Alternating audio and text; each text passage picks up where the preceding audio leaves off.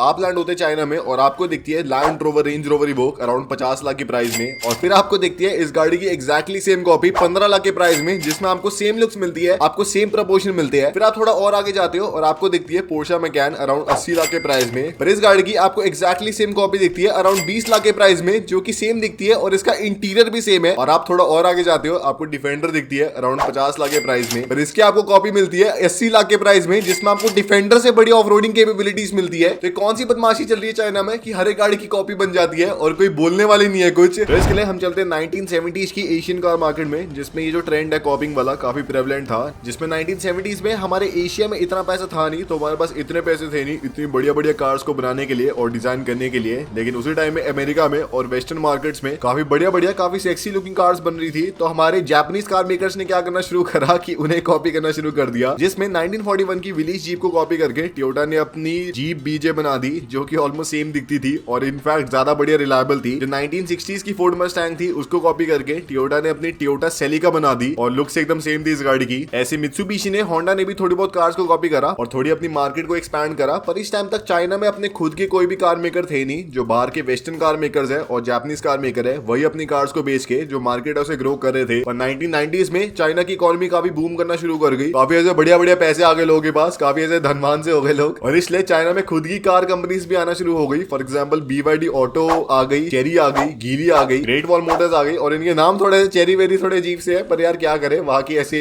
Pronunciation है या फिर वहां की ऐसे लैंग्वेज है। पर दिक्कत क्या थी कि जो सारे चाइनीज लोग हैं वो चाइना के कार मेकर्स पे विश्वास नहीं करते थे। वो जो बाहर के वेस्टर्न कार मेकर्स है, फॉर एग्जाम्पल टोयोटा या फिर BMW या फिर मर्सिडीज वगैरह, इन पे विश्वास करते थे, क्योंकि इन वाले ब्रांड्स के पास एक बड़ी इंटरनेशनल रेप्यूटेशन थी, साथ ही में एक तगड़ी एस्पिरेशन वैल्यू थी, जिससे जो लोग है जब इनकी कार्स को खरीदते थे तो वो काफी प्राउड महसूस करते थे। और जो चाइनीज कार मेकर है वो कभी भी इनसे मैच नहीं कर पाए। उनके पास कभी भी अपनी खुद की एक एस्पिरेशन वैल्यू थी नहीं, लोग कभी भी प्राउड होते नहीं थे उनकी कार्स को लेने में, क्योंकि उनकी कार्स में से कुछ अलग सी वैल्यू थी नहीं, कुछ अलग सी ऐसे लुक्स वगैरह थी नहीं, और ऐसे मजा नहीं आता था उनकी कार्स को देखने में। तो अब एक नॉर्मल बंदा या फिर एक नॉर्मल कंपनी क्या करेगी कि मेहनत करेगी, अपनी खुद की एस्पिरेशन वैल्यू बनाएगी। पर दोस्तों चाइना वाले लोग थोड़े स्मार्ट है। चाइना वाले लोगों ने क्या सोचा कि हम अगर खुद की एस्पिरेशनल वैल्यू अभी बना नहीं पा रहे, तो क्यों ना जिनकी एस्पिरेशनल वैल्यू है, जिनके पास बढ़िया ब्रांड वैल्यू है, उन्हें कॉपी कर दे। Why to waste your time when you can just copy.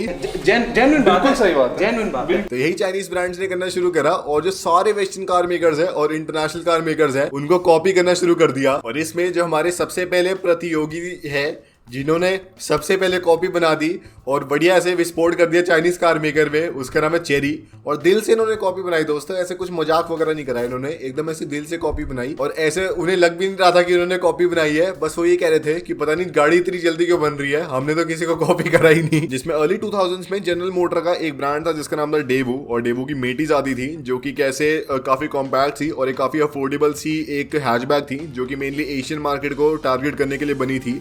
और ये गाड़ी चाइना में भी बनती थी। और चेरी ने क्या करा कि इस गाड़ी को एग्जैक्टली सेम लिया, बस लाइटों में डिफरेंस करके, जो गाड़ी की शेप है एग्जैक्टली सेम ली। यहाँ तक दोनों गाड़ियों के दरवाजे भी ऑलमोस्ट सेम सप्लायर से आते थे, और गाड़ी बना दी अपनी चेरी QQ। और इसमें कैच क्या रखा कि जो GM मेटीज है उससे इस गाड़ी का प्राइस आधा रख दिया, और इस गाड़ी को अराउंड 1-1.5 साल पहले लॉन्च कर दिया एज कम्पेयर टू मेटीज के चाइना वाले लॉन्च से। और फिर क्या हुआ कि इस गाड़ी की सेल 4 गुना ज्यादा होने लग गई एज कम्पेयर टू GM मेटीज, लिटरली 4 गुना ज्यादा। और इससे जनरल मोटर को खुद नुकसान होने लग गया, क्योंकि उनके अराउंड 8000 एम्प्लॉय थे उनके चाइना वाली फैक्ट्री में, पर लोग उनकी गाड़ी को खरीद ही नहीं रहे थे। तो भाई वो 8000 एम्प्लॉय करेंगे क्या जब एक चाइनीज कंपनी वही गाड़ी बना के आधे प्राइस में बेच रही है। दोस्तों ऐसा मेरे साथ भी हुआ था। मैं एक बार ऐसा कोई पेपर दे रहा था अपनी क्लास में, और जो मैं उस पेपर में पढ़ के नहीं आया था, और जो मेरे साइड वाला बंदा था मैंने उससे कहा था कि भाई तू पढ़ के आ जाइयो और मुझे चीटिंग करा दियो।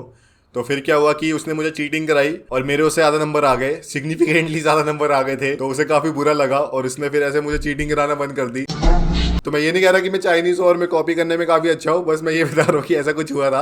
और हाँ, उससे आ रहा है कि सब्सक्राइब कर लो और एक रियल कारवर्सल प्रो बन जाओ। हमें वर्ल्ड की बेस्ट कार कम्युनिटी बनानी है और आपका एक सब्सक्राइब बटन हमें उसके पास लेके जा सकता है, तो बढ़िया सब्सक्राइब कर दो। और फिर इसके बाद क्या हुआ कि जो होंडा CR-V है उसकी इंटरनेशनल डोमिनेंस काफी बढ़ने लग गई, क्योंकि ये गाड़ी वेस्टर्न मार्केट्स में भी बढ़िया परफॉर्म कर रही थी, अमेरिका में भी, और साथ ही में चाइना के लोग इस गाड़ी को बहुत बढ़िया प्रेफर कर रहे थे। तो इसलिए चाइना की कंपनी लिबाओ ने अपनी SR-V को लॉन्च करा, जिसमें आपको सामने एग्जैक्टली जो होंडा CR-V है वैसी आपको लुक्स मिलती है। साइड में गाड़ी थोड़ी लंबी है, पीछे आपको सेम टेल लाइट्स मिलती है, इंटीरियर आपको थोड़ा डिफरेंट मिलता है पर गाड़ी ऑलमोस्ट सेम है। और आप अगर बैजेस को एक्सचेंज कर दे तो ये गाड़ी होंडा CR-V लगने वाली है। और यहाँ तक इस गाड़ी का नाम SR-V रख दिया और इसका प्राइस भी काफी सिग्निफिकेंटली कम था as compare to Honda CR-V। और इस पे भी लोग ऐसे बढ़िया पैसे खर्चने लग गए। पर इससे क्या हुआ कि जो बाकी सारे चाइनीज कार मेकर है उनके हाथ काफी खुल गए। उन्हें लगा कि अगर हम भी ऐसे कॉपी बना दे किसी और इंटरनेशनल गाड़ी की, हमारी भी बढ़िया सेल हो जाएगी। तो इसलिए जाने की कंपनी शैक्सी ने अपनी विक्ट्री को लॉन्च करा जो कि कैडिलैक एस्केलेड की कॉपी थी। गीली ने अपनी मेरी 300 को लॉन्च कर दिया जो कि मर्सिडीज C क्लास की एग्जैक्टली सेम कॉपी थी। जियांगना ने अपनी TD को लॉन्च कर दिया जो कि मारुति 800 की एग्जैक्टली सेम कॉपी थी। रुइको ने अपनी डोडा Fiat को लॉन्च करा जो कि टोयोटा एल्फर्ड की कॉपी थी। और लिटरली जो पूरी चाइनीज कार मार्केट है ऐसे कॉपी से भर गई। हर दूसरे शोरूम में आपको सेम गाड़ी की कॉपी मिलने लग गई जो कि आधे प्राइस में आती है और सेम फीचर्स ऑफर कर रही है। और ये सब चाइना में इसलिए भी इतना अंधाधुन हो पा रहा है क्योंकि चाइना के इंटेलेक्चुअल प्रॉपर्टी राइट्स एकदम डिफरेंट है एज कम्पेयर टू कोई भी और कंट्री, जिसमें ऑलमोस्ट हर एक अगर आप कंट्री लो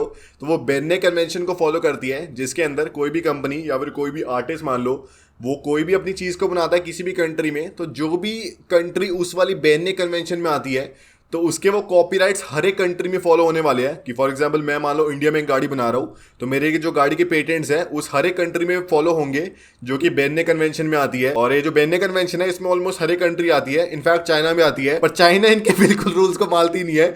चाइना के अलग अपने इंटेलेक्चुअल प्रॉपर्टी राइट्स रूल है जो कि स्पेसिफिकली जो चाइना के लोकल मैन्युफैक्चरर्स है उनको फेवर करती है। और कार इंडस्ट्री में चाइना में इंटेलेक्चुअल प्रॉपर्टी राइट्स ये है कि अगर आपको पेटेंट कराना है तो कोई भी एक चाइना के स्टेट रिकॉग्नाइज्ड कार शो में आप अपनी गाड़ी को डिस्प्ले करते हो तो उसके डिस्प्ले के 6 महीने के अंदर अंदर आपको अपनी गाड़ी को पूरा पेटेंट कराना है। अगर आप नहीं कराते तो चाइना के हर एक लोकल मैन्युफैक्चरर के पास राइट है उसके पूरे डिजाइन को कॉपी करने का, उसकी लुक्स को कॉपी करने का। आप कुछ नहीं बोल सकते, लिटरली सरकार बोल रही है खुलेआम कॉपी करो, कोई डर नहीं है आपको। और साथ ही में अगर कोई भी इंटरनेशनल कंपनी को चाइना में अपनी लोकल मैन्युफैक्चरिंग करनी है तो उन्हें किसी लोकल कंपनी के साथ कोलैब करके ही वो मैन्युफैक्चरिंग कर सकते हैं, अपना खुद इंडिपेंडेंट बिजनेस नहीं खोल सकते। तो इसमें भी क्या होता है कि कोई भी कंपनी मान लो अपनी मैन्युफैक्चरिंग स्टार्ट करती है चाइना में तो उसे अपने पेटेंट्स वगैरह या फिर अपने डिजाइन वगैरह समझाने पड़ते हैं चाइनीज कंपनी को। और बहुत बारी क्या होता है कि चाइनीज कंपनीज डिजाइन को लीक कर देती है मार्केट में कुछ पैसों के लिए। तो लिटरली फिर मार्केट में हर एक बंदे के पास वो पेटेंट्स आते हैं कि वो चीज कैसे बनानी है। और बेचारी जो कंपनी इतने सालों लगा के अपने प्रोडक्ट को बनाती है और ऐसे चिंदी चिंदी से ऐसे चाइना के लोकल मैन्युफैक्चरर फिर उसे बनाना शुरू हो जाते हैं। और इसी पे काफी सारी कंपनीज ने स्पेशली इंटरनेशनल कंपनीज ने चाइनीज कंपनीज पे लॉसूट फाइल करे हैं। पर ऑलमोस्ट हर एक बारी जो चाइना की सरकार है वो चाइनीज कंपनी को फेवर करती है। जिसमें जब 2004 में जो चेरी है उसने क्यूकू को बनाया था जो कि GM80 की कॉपी थी, तो जनरल मोटर्स ने फिर इस वाली ब्रांड पे ऐसे एलिगेशंस लगाए कि हमारी आपने गाड़ी को कॉपी करा है तो इसकी प्रोडक्शन को बंद करो। फिर जो केस है वो कोर्ट में गया और कोर्ट ने फिर साफ साफ बोल दिया कि जो चेरी है बिल्कुल भी सेम नहीं दिखती एज कम्पेयर टू GM80 और सिर्फ थोड़ी बहुत इंस्पिरेशन ली है। और इंस्पिरेशन भी इसलिए लिया है क्योंकि मार्केट ट्रेंड ऐसा बढ़ रहा है, वैसी गाड़ियों की डिमांड बढ़ रही है। तो इसलिए ये जो ब्रांड है अंधाधुन अपनी गाड़ी को बेच सकता है, कोई टेंशन नहीं है, हम इन्हें बिल्कुल रोकने नहीं वाले। इसके बाद फिर होंडा ने जो लिबाओ SR-V है उस पर केस करा कि ये जो कंपनी है हमारे ऐसे दिखने वाली गाड़ी बेच रही है जिससे हमारी सेल्स खराब हो रही है। और कहा कि हमें $200 मिलियन चाहिए क्योंकि हमें इतने का नुकसान हुआ है इस वाली गाड़ी की वजह से। केस कोर्ट में गया, काफी साल चला और जो कॉम्पनसेशन है सिर्फ होंडा को $12 मिलियन की मिली। बाकी ये ब्रांड अंधाधुन अपनी हजारों करोड़ों की गाड़ियां बेच चुका था उस टाइम तक और कोई इन्हें रोकने वाला नहीं था। और अगर ये भी कम है तो 2002 के आसपास गीली ने जो टोयोटा करोला है उसकी एक कॉपी बनाने की सोची और इन्होंने क्या करा कि करोला का जो टोयोटा वाला बैज है उसको भी कॉपी कर दिया। तो इसलिए टोयोटा ने इन पे केस करा कि भाई आप तो हमारा बैज भी कॉपी कर रहे हो, हमारा लोगो भी कॉपी कर रहे हो। इस पे भी जो चाइना की सरकार है वहां के कोर्ट ने जो चेरी है उसके फेवर में ऑर्डर करा कि भाई इंडिपेंडेंस है उनके पास, खुद बढ़िया गाड़ियां बेचो, हम कुछ नहीं कहने वाले।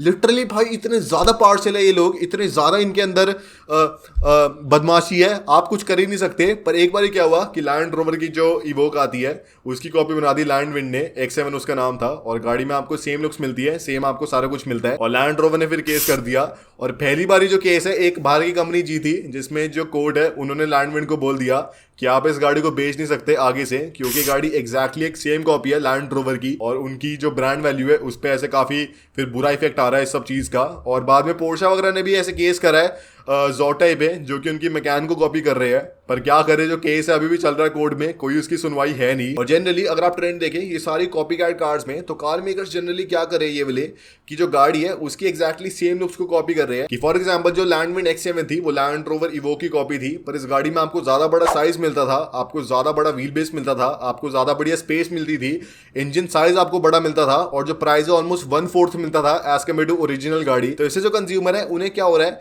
कि गाड़ी आपको बड़ी मिल रही है, आपको लुक्स एग्जैक्टली सेम मिल रही है, और प्राइस आपको आधे से आधा देना पड़ रहा है। तो भाई मेरे पास तो कितना ज्यादा बड़ा इंसेंटिव है इस गाड़ी को लेने का। और ये सारे कार मेकर इतनी सस्ती इसलिए बना पाते थे क्योंकि गाड़ी की R&D में सबसे बड़ा पैसा जाता है, और इन्हें R&D करनी नहीं पड़ रही, डायरेक्टली मैन्युफैक्चरिंग करनी पड़ रही है। तो इसलिए वो सारा पैसा इनका बच गया, तो इसलिए गाड़ी की कॉस्टिंग कम कर देते हैं, इससे बाहर का कार मेकर कुछ कर ही नहीं सकता। और अब चाइना में इतनी ज्यादा कॉपी बनने लग गई थी कि कार मेकर्स ने केस करना ही बंद कर दिया। उन्होंने यह आर्ग्यूमेंट देना शुरू कर दिया कि कोई भी बंदा मान लो जो पोर्शा खरीदने जा रहा है वो कभी भी ज़ोटो को नहीं खरीदेगा, क्योंकि उसे पता है पोर्शा क्या ऑफर करने वाली है, अपनी ब्रांड वैल्यू और अपनी बढ़िया परफॉर्मेंस, जो कि एक ज़ोटो की कॉपी नहीं करने वाली।